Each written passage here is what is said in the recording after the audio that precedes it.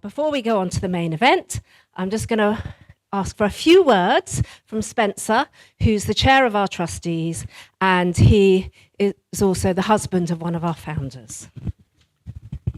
Hello.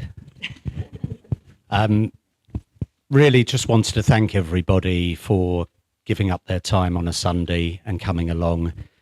We appreciate really so much all the support we get. Obviously wanted to thank Harland for giving up his time. He's really invested in this charity for his own reasons. Future Dreams is really an important charity. The work we're doing in the house here is really making a difference to a lot of people. And, this art auction now is really important to us. The next sort of 11 days leading up to the auction itself are really vital. We're trying to get as much support and interest in the amazing pieces of art that we've been given. And we hope that you can spread the word and we can get a lot of support and raise a lot of money. Thank you very much. It is really appreciated. I want to just thank as well all of our sponsors. Jeremy, thank you. You're in the room. I really appreciate everything you've done. I know Synergy are online. So thank you to you and all the other sponsors as well. Again, we really, really appreciate your support. Thank you. So, over to you, Robert. Well, you know why we're here and you know where we are. But let me just, before I come on to Harland, explain a little about why I'm here. Almost 2 years ago, I think 2 years, just under 2 years ago, my wife and I, and my wife's Christina, sitting over there, found ourselves sitting in a little side room in St Bartholomew's, awaiting the results of some tests. And I know some of you will have been through precisely this process. And you sit there and the man that we came to know as Dr. Bad News, because it always seemed his job to give us bad news, said the word cancer and you go cold. And you go like that. You don't know what to say and you don't know what to feel, but you feel this kind of tingle down your spine. And then you start to feel all sorts of other things. You feel scared. And I think you feel alone. Sorry. You feel as if you're perhaps the only people this has ever happened to, because it's never happened to you before. And then it does. And then you go home and you hold each other's hands and you probably cry a bit and you do all of those things. And then someone tells you that there's this extraordinary place where you can go and you can come here and you'll meet other people in the same situation, and then you'll meet other people who are not in that situation but care. And it won't feel like you're in a hospital, because you're going to spend quite a lot of time in hospital rooms. It will feel like you're in this place that is warm and enveloping and friendly and positive and all the things that you need at that moment in time. And we went through all of that. I mean, I say we, my wife went through most of this. And this place was invaluable. It was fantastic. It was life-affirming. It was all of those things. And it was about allowing you to have dreams of a future. And that's why I'm here, because this place has helped us enormously. And I know, obviously, through this process, you get to meet other people, and you get to meet other people who have been helped by Future Dreams. And you just realise that it's a charity that is really, really worth fighting for. And when we heard there was an art auction, Christina, who knows quite a lot of people in the art world, thought, who can we get involved in this? And there was one name that was immediate and obvious, and it's the man who's sitting here next to me. I don't know how many of you know Harland Miller's work, but Harland is right up there. I mean, Harland is at the very kind of pinnacle of British art at this moment in time. And we rang Harland, and it took him about a second and a half to say yes. So I think, first of all, just a quick round of applause for Harland Miller at this moment in time.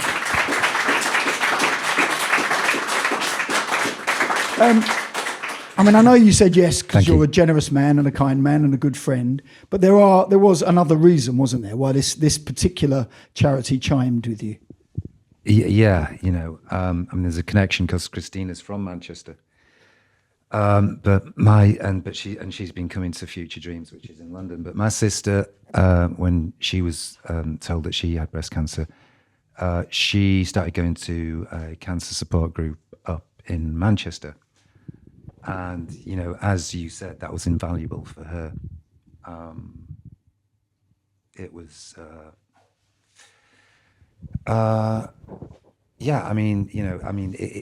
we just talked about it actually downstairs. I think that. Oh, sorry. Yeah, I mean that's basically it. Helen was going to.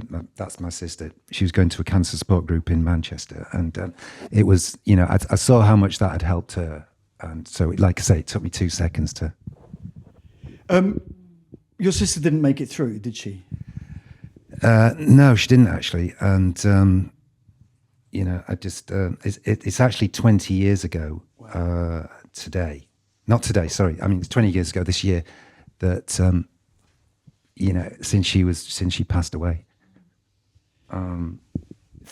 Yeah. It seems in 20 years. I mean, I think probably what I should add is that, and I think if she'd been diagnosed now, I think she would have made it. I definitely think so. Yeah, I mean, there's good news and there's bad news. More and more people seem to be getting cancer of all kinds, and breast cancer in particular. But people are surviving longer. Treatment is getting better. So there's hope out there. I think that's very important. Yeah. I mean, yes. Sorry, I hadn't quite sort of. I haven't really spoken about this for quite a while, and every time I do speak about it, I get very emotional. And actually, I was going to say I was going to say that I was a bit apprehensive about having this conversation today with you, Bob. Not with you. Yeah, I can't think of anyone I'd rather talk to, actually. But I was a bit apprehensive about having it with anyone, just because, Helen's story isn't immediately, it might not immediately strike you as the most obviously positive story. I mean, insofar as as you say, she didn't make it. But it was Sam. I was talking to when I first came in to the Future Dreams to look around. Sam had shown me around. It's amazing, and it brought back everything to do with my sister in Manchester. And she said, what is it that's pulled you into this? And I said, my sister. Really, I'm here because of Helen, and she said, I think that people would like to. I told her about Helen's journey, if you like, and she said, yeah, I think people would like to hear that, to a degree, anyway, part of it. Yeah, the piece that you've donated, which is the one that's next to us, yeah, given the title, was that an obvious choice for this, do you think? Yeah, I mean, a lot of I get asked a lot by charities, I get approached a lot by charities to donate work, and actually anyone who does know my work, I mean, a lot of it's not just inappropriate to most charities. It's kind of like, it's more like how inappropriate it is. And so I have a very small pool of paintings, of works that I mean, if the message in the painting, and a lot of my painting has text, more text than this. If the message in the painting is sort of germane, I guess, to the aims of the charity, then that's great, But usually it isn't. So LUV, love, that's how they pronounce love up north, where my sister came from. Yeah, it did seem like the obvious donation, and it's part of a series. This, isn't it? It is part of a series. This particular one, I mean, these are called letter paintings, and they're called hard edge letter paintings. Very uncatchy name, actually. But this one, I chose this one. Just going back to this one, I chose this one because some of the paintings that are made up of letters.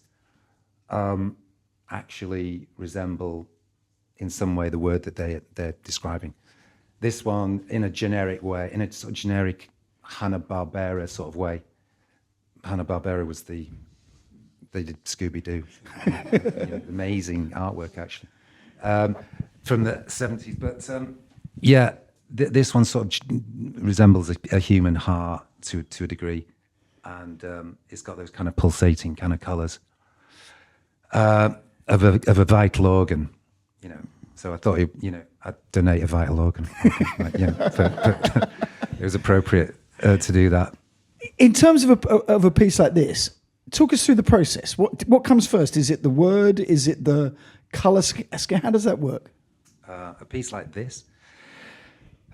So this series came after I was making paintings that had a lot more complex kind of sentence structures to them.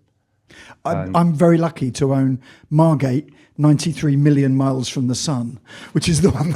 Yeah, that's a kind of quite a good example, And a lot of people, would write to me and say that they found some personal meaning in the titles, and which is great. People would write to me. When I made abstract work, which was purely abstract, they would write to me and ask me what it was about. Sometimes they would ask me what the hell it was about, and then when I started including language and text and that kind of thing, people would write to me and tell me what it meant to them, which was great because it saved me a lot of trouble. And some of the testimonials I got, some of the letters, handwritten letters I got from people, actually were very moving. But I wanted to move away from I wanted to see whether I could affect the same kind of, whether people would be as affected or find it as much of their story in a short word, like if or love, or but, maybe not but. You could put those together into a sentence. Yeah. So, and that's where the whole series came from. Those manuscript, 12th century manuscripts that the monks used to slave over, and the illuminated letters that were the chapter markers. So, is there an original painting of that, or is that how does that work?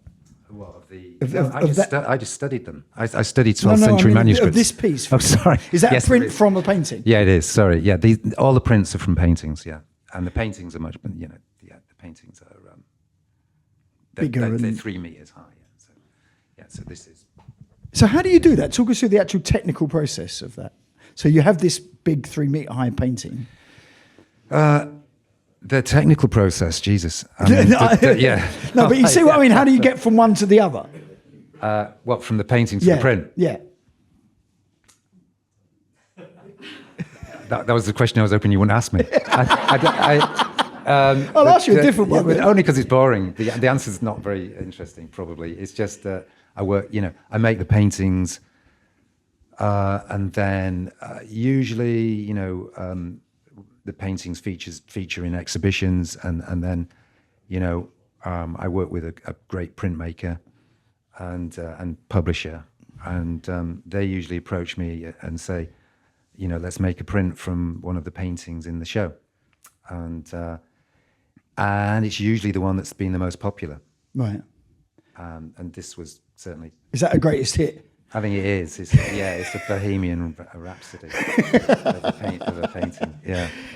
I mean, go on. You're an artist, and you're an artist who works with both words and visual imagery. Yeah. And you're also a writer, of course.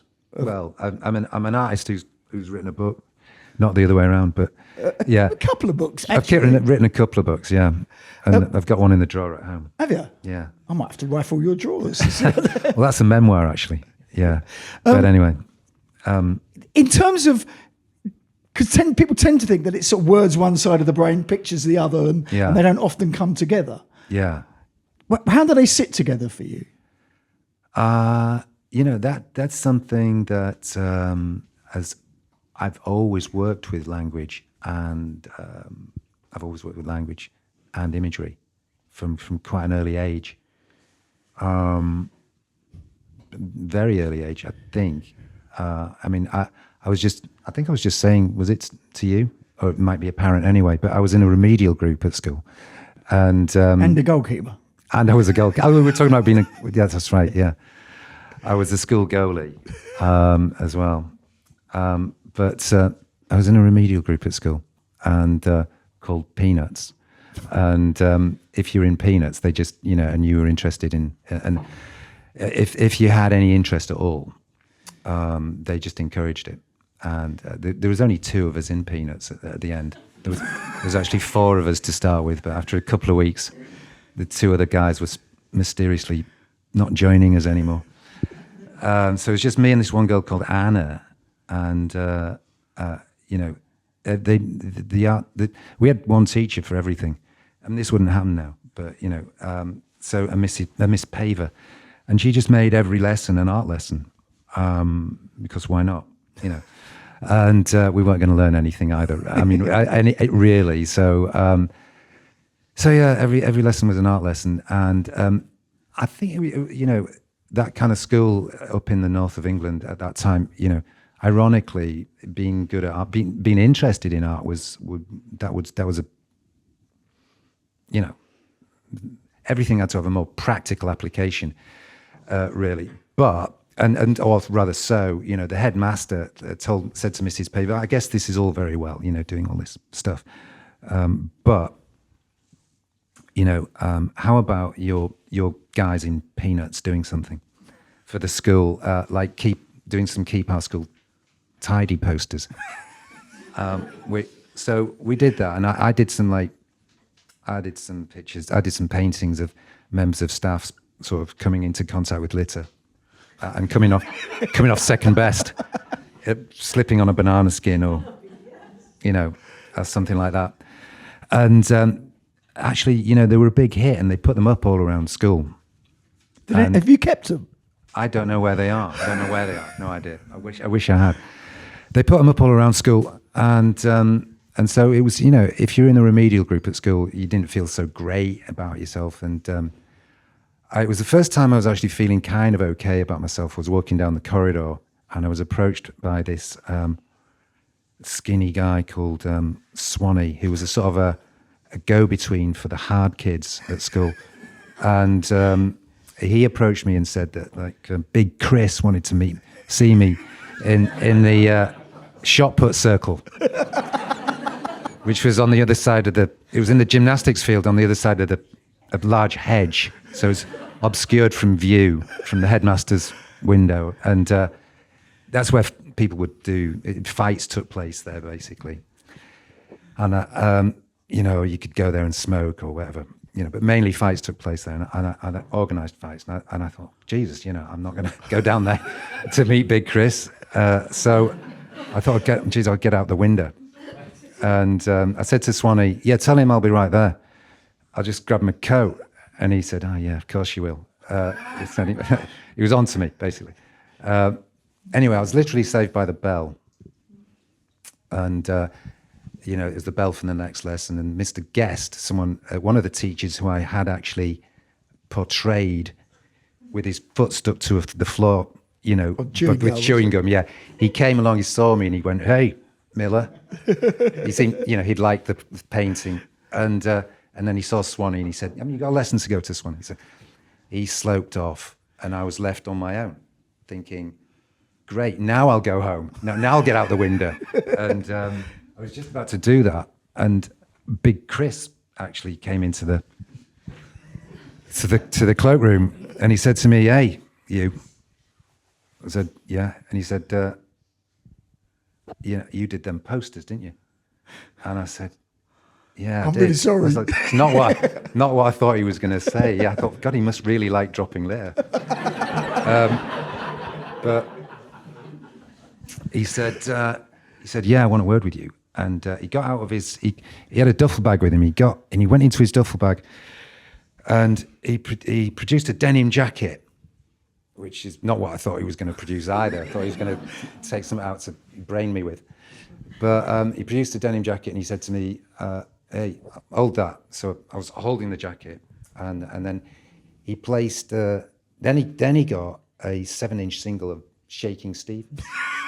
Green Door. Green Door. There you go. Yeah, it was Green Door. Yeah, and do you remember the picture on the disc? I don't know.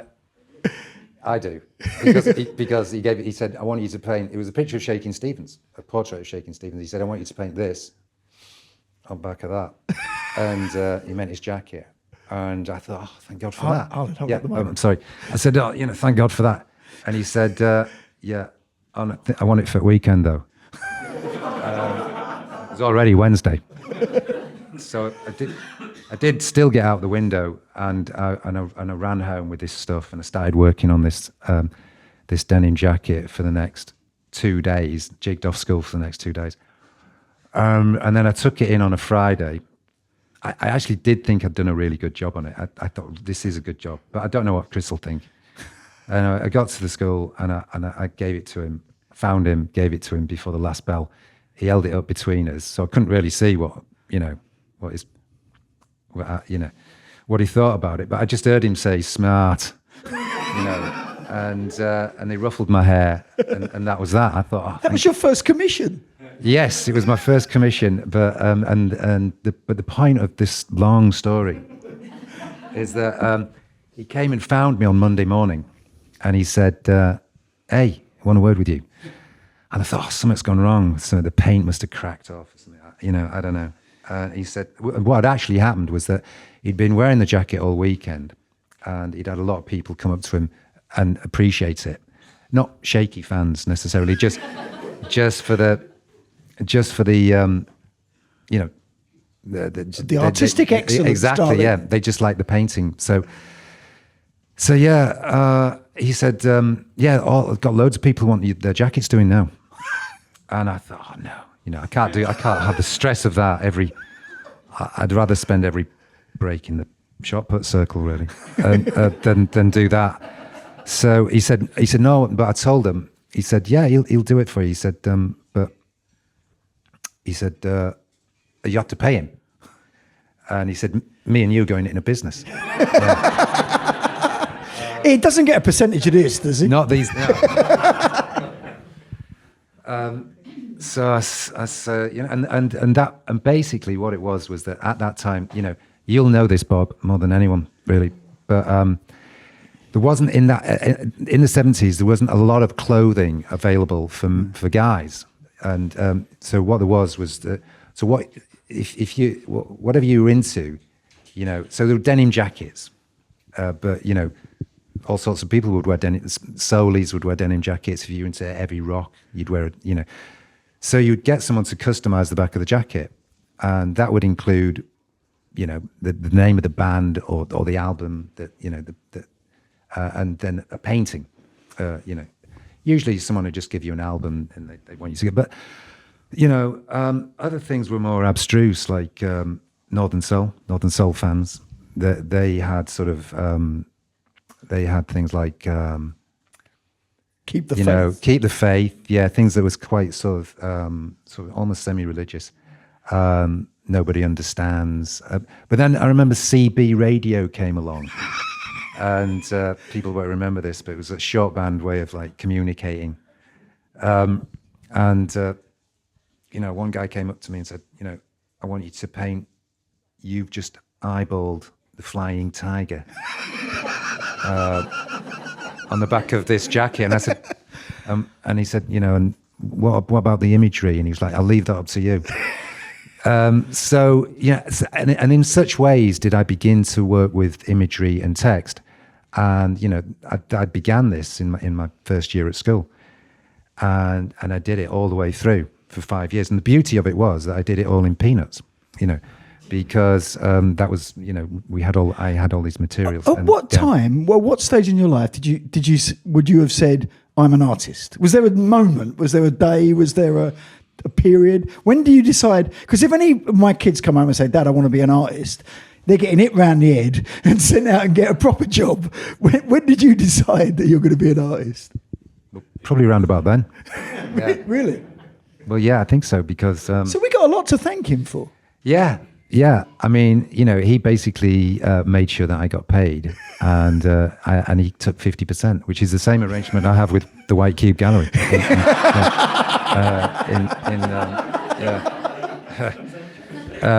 in Hong Kong, Paris, and London.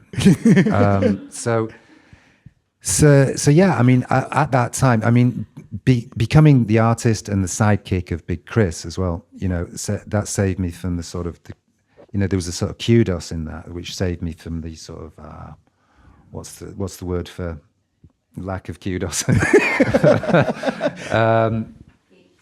Lack of kudos. Yeah, that came self-esteem and all of that. Lack of all of that, which came with being in a remedial group. One thing, just something you mentioned sort of religious iconography, and this is going to sound a bit odd, but when you said it, I've always thought that there's an element of iconography in your work, that it somehow it has a feel of that.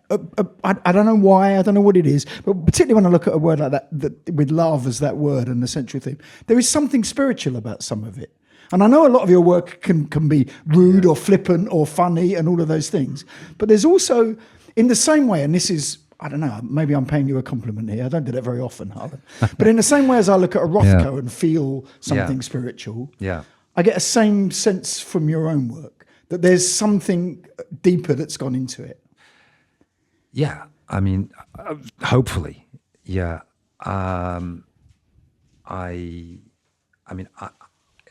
Text is an intensifier in painting. You know, if you're trying to convey something, then and you're struggling, then why not write about it? Why not write what it is that you're sort of trying to say on the painting? And I used to do this.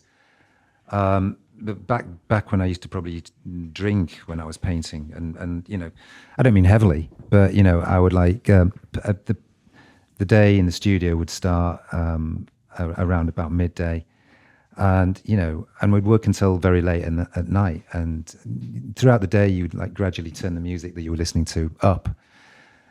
And then you might have a drink, and by the end of the night, you were listening to very, very loud music, and you were probably drunk, and then you would come in the next day, and whatever you'd scrawled on your painting looked really sort of juvenile and immature, and I thought so anyway. So I'd spend the rest of the day sort of cleaning it off or painting over it. But it was when I came to use graphic imagery with text that those two, I guess what I'm trying to say is that the paintings that I made with writing on never looked right. But if you made a painting, the series that I began, that was the series I'm probably most well known for, the Penguin series, and in some ways slightly defined by the Penguin series. They didn't look right without text, So it was a question of,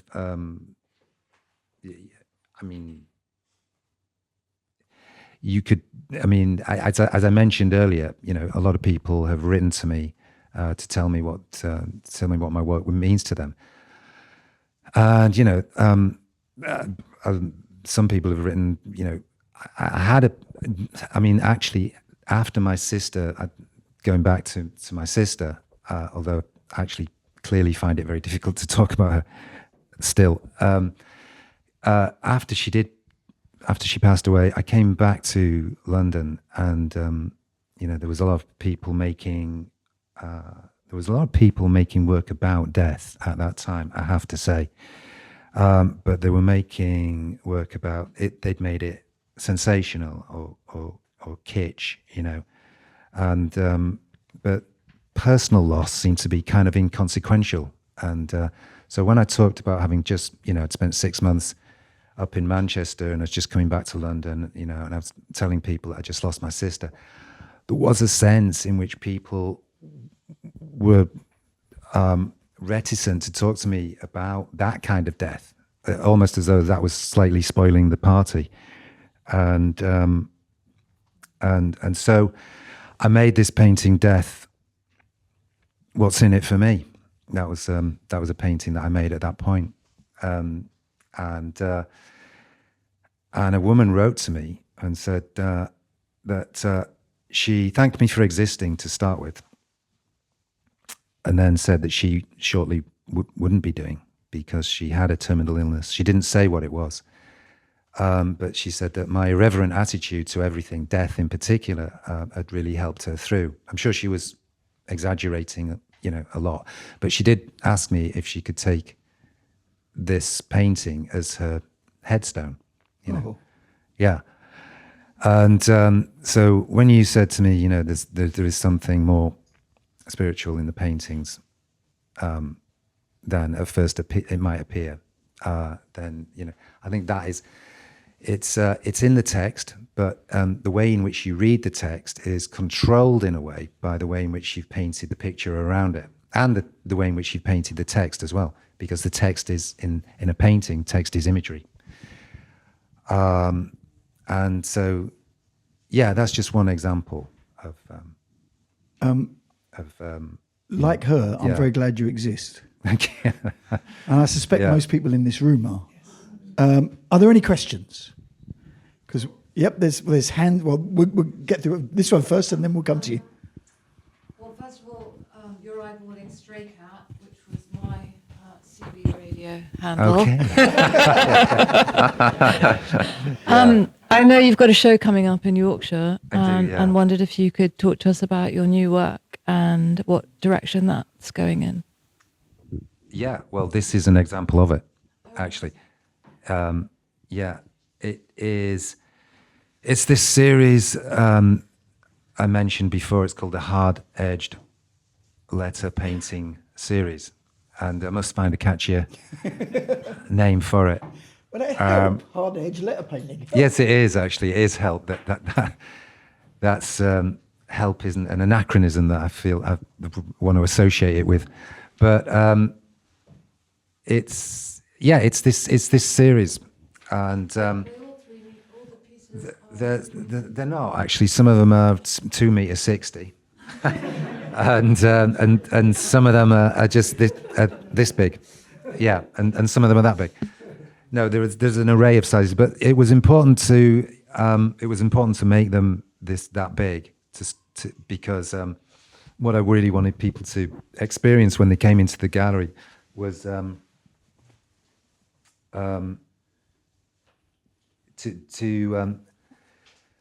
get lost in the painting, actually, so that it would become purely abstract.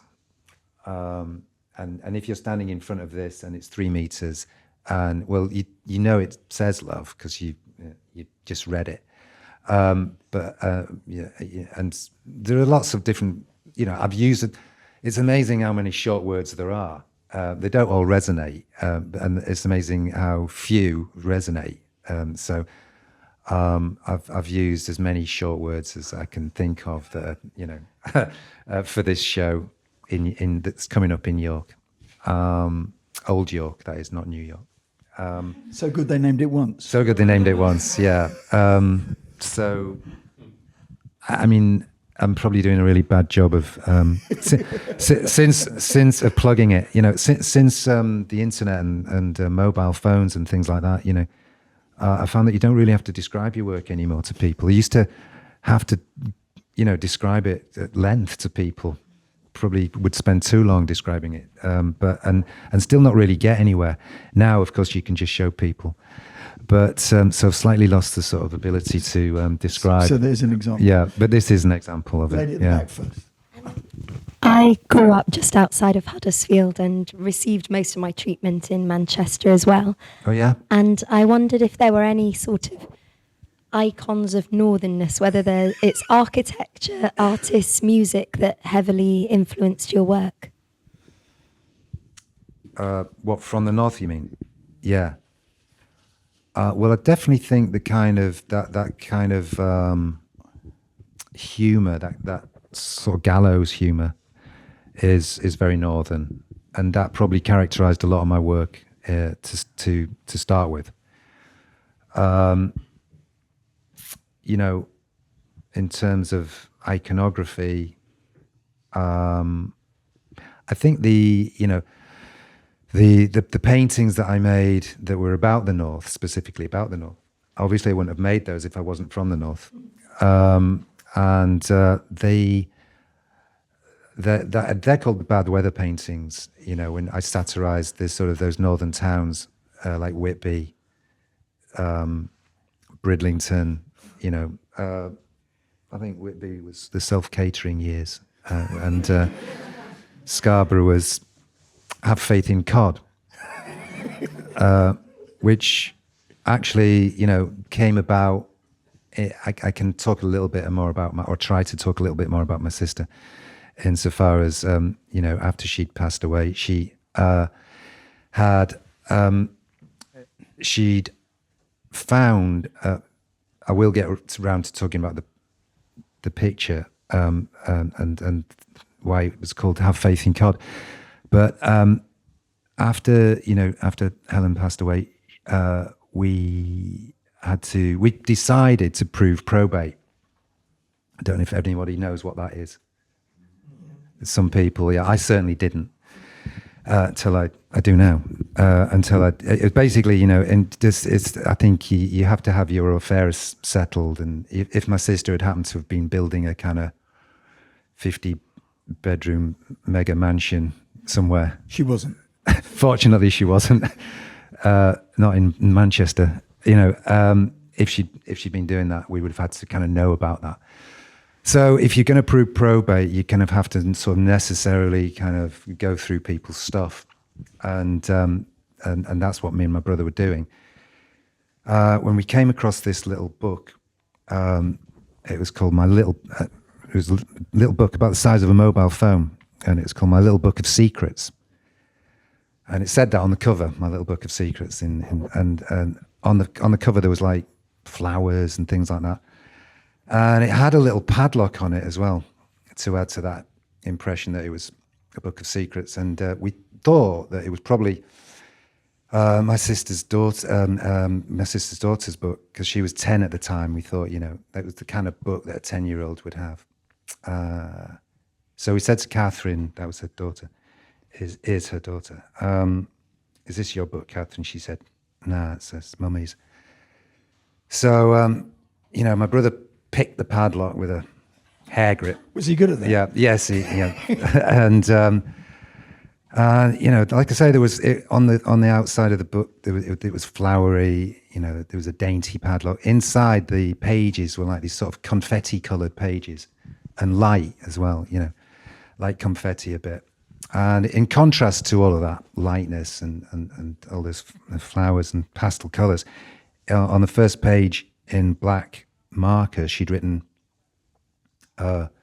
funeral wishes. You know, she'd clearly written this at a time where, you know, after she'd had not a particularly great prognosis, and you know, she'd gone down to the hospital shop at Christie's, and I think that was the first book that she'd found, probably. And then she'd locked it up, and then she'd forgotten to tell us about it, you know, and then she'd passed away. So we were reading this for the first time, and you know, she'd said what she wanted to happen. You know, she'd planned her service, and which, you know, she planned the music that she wanted to have played at the service, which was David Cassidy. How can I be sure?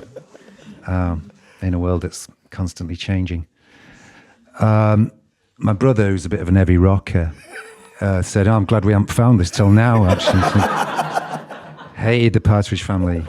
But she then, you know, she went on to describe what else she wanted to happen during the service, none of which had. We'd had the service, which had been great, just not the one she wanted. And and then she'd gone on to talk about, you know, who she wanted to get what. So she had a piano that she wanted to, her oldest son, she wanted to get the piano, et cetera, et cetera. And then after all the sort of bequeathals, if you like, she'd then gone on to talk a little bit about her cancer. And she said, you know, that even though she'd got cancer 5 years ago, she didn't regret it, you know, and she said she wouldn't turn back the clock on it at all. And, you know, after getting cancer had brought her out into the light Those were her words, her exact words. And she hadn't characterized the previous however many years as darkness exactly. But because they'd contained great joy, she'd had her children. But I think after she was diagnosed, she'd been working at Bolton Town Council in the planning department, trying to save Jacobean mansions from being pulled down and turned into multi-story car parks, and a thankless task, I think. So I think the first thing she did after her diagnosis was she quit that job, and she retrained as a masseur, and she set up a successful practice at home. She also became a Reiki master. She traveled a lot more. She did all of these things in this 5-year period, and so that was great. But and she talked about that as well. Having come out into the light, that was something that she spoke about. I guess with Reiki, you're actually dealing with light, I think, and energy. And then she didn't actually leave me anything, but she. I was looking to, she left me out. So, but she did say at the end, she said that her diaries from the age of 13 were in a green trunk in the attic, and she said, give to Harland. She'd written, give to Harland to read, and then share bits with people he sees fit, and then destroy them. Actually, I haven't destroyed them, but I have read them. And well, I skipped some bits, Slightly embarrassing. Yeah, when she was about to lose her virginity to a gorgeous bloke called Steve, and a moustache in the back of a car, Ford Cortina, I think. And she'd gone into a lot of detail, actually. She said that he'd bought her a Cinzano. And it was 29.5p. Amazing document, actually, of that time. But she did happen to write in great detail, and she wrote in great detail about her cancer, about the treatment, and about all the things that she'd done. I think, she carried on writing a diary up until she got cancer, and then when she got cancer, the diaries changed. In a way, they became what you might call cancer journals, but she didn't talk very much about the cancer. She did talk about it, but because it was a diary, she talked about the treatments and the recovery, etc. But she talked a lot about her,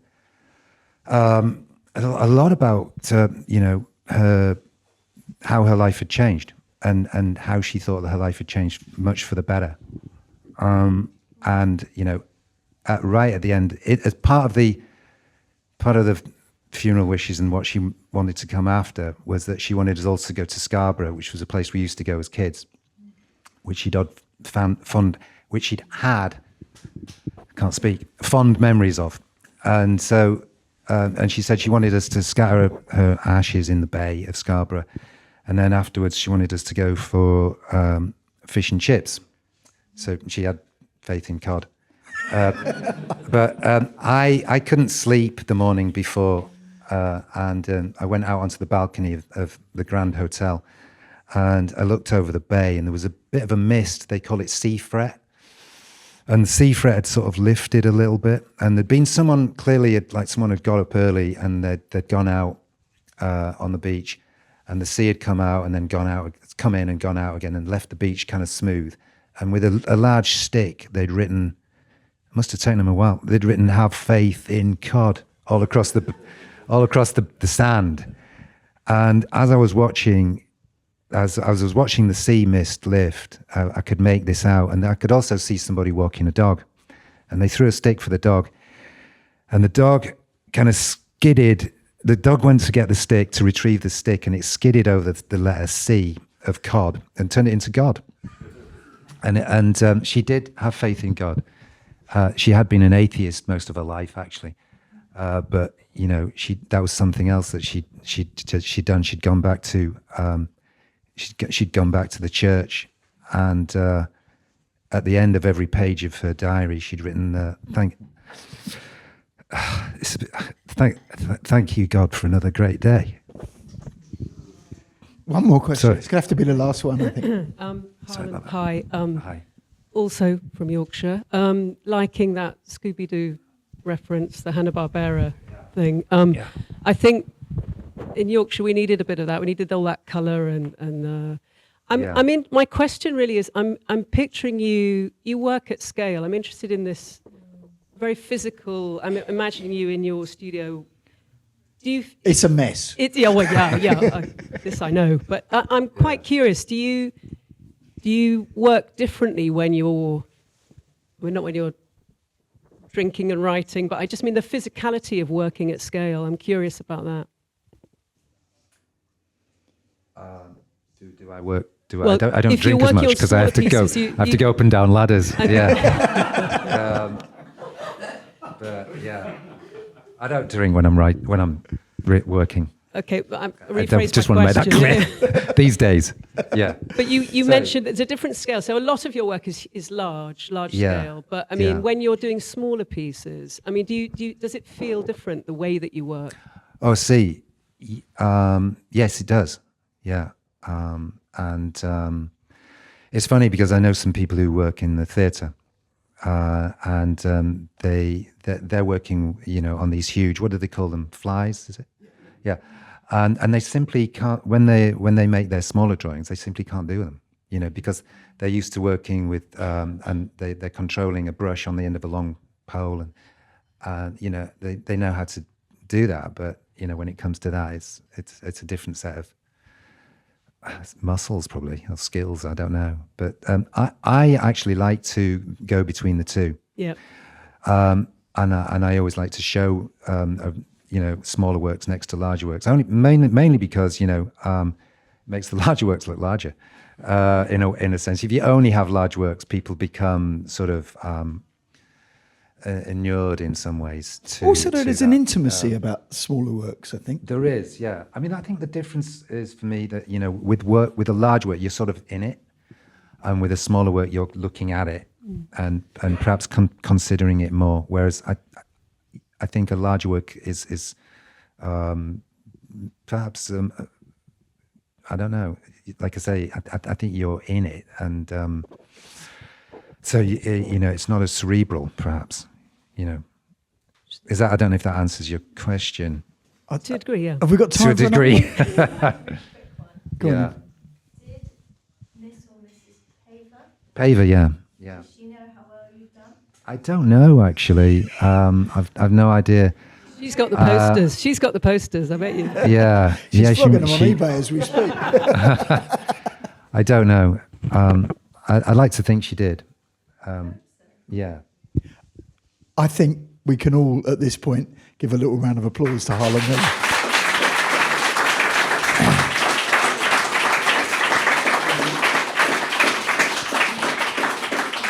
And I can remind you and the people watching that you can bid for this. And not just this, there's a whole selection of fantastic pieces. I mean, I've seen most of them. You know, Christina's been involved in getting all of this together. It's a brilliant array of art. And the auction started today at 2 p.m, so it's underway and it's begun. The race is on. And it ends at 8 p.m. on March the 13th. It's all sealed bids online. You can get to the auction on the Picture Dreams website, as I'm sure you know. And you're going to be getting great art. And you're going to be getting a great heart. Because this place is fantastic. I got a bit emotional then. Because it is about emotion. It's about love. And so therefore, put your hands in your pockets. And take part in this fantastic auction. Yeah. And Harland Miller, as ever, sir, it's a pleasure to be your mate. Oh, well, thank you. Yeah.